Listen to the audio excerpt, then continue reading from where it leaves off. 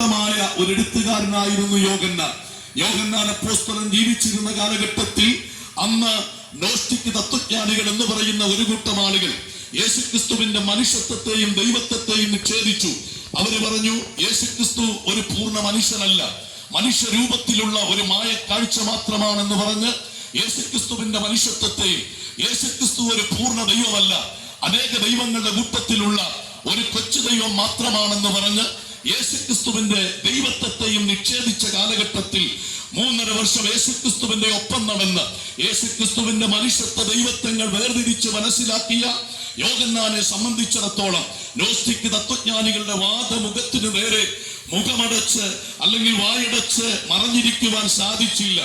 അദ്ദേഹം പരിശുദ്ധാത്മാവിന്റെ നിറവിൽ അദ്ദേഹം തൂലികയെടുത്ത് ചലിപ്പിച്ച് എഴുതി ആരംഭിക്കുന്നു. ആദിയിൽ വചനമുണ്ടായിരുന്നു, വചനം ദൈവത്തോടുകൂടെയായിരുന്നു, വചനം ദൈവമായിരുന്നു.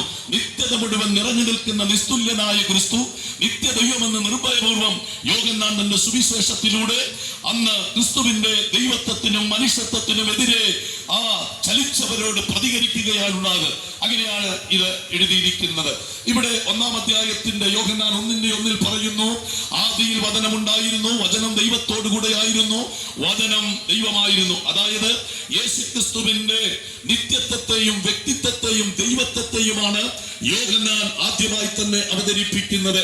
ദൈവം എന്ന് പറയുന്നത് നിത്യനാണ് എന്നാണ് പറയുന്നത്.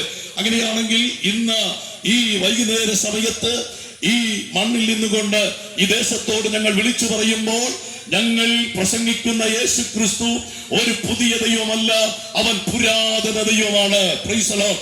യോഹന്നാൻ എഴുതുന്നു, ആദിയിൽ വചനമുണ്ടായിരുന്നു, വചനം ദൈവത്തോടു കൂടെ ആയിരുന്നു, വചനം ദൈവമായിരുന്നു. നിത്യത മുതലുള്ള ദൈവത്തെയാണ് ഞങ്ങൾ നിങ്ങളോട് പ്രസംഗിക്കുന്നത്, നിങ്ങളെ ഓർപ്പിച്ച് ഉണർത്തുന്നത്.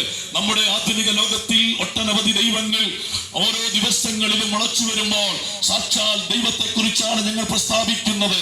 മനുഷ്യനായി മണ്ണിൽ നിർമ്മിച്ചുണ്ടാക്കി ഈ കാണുന്ന സകല ചരാചരങ്ങളെയും വാക്കുകൊണ്ട് വിളിച്ചു വരുത്തി ഭൂമിയിലെ പൊടിയിൽ നിന്ന് മനുഷ്യനെ എടുക്കുകയും അവൻ ദൈവത്തിന്റെ ശ്വാസം കൊണ്ട് അവന് ജീവൻ കൊടുത്ത് ഈ മണ്ണിൽ നിർത്തിയിരിക്കുന്ന ഒരു ദൈവമുണ്ട്.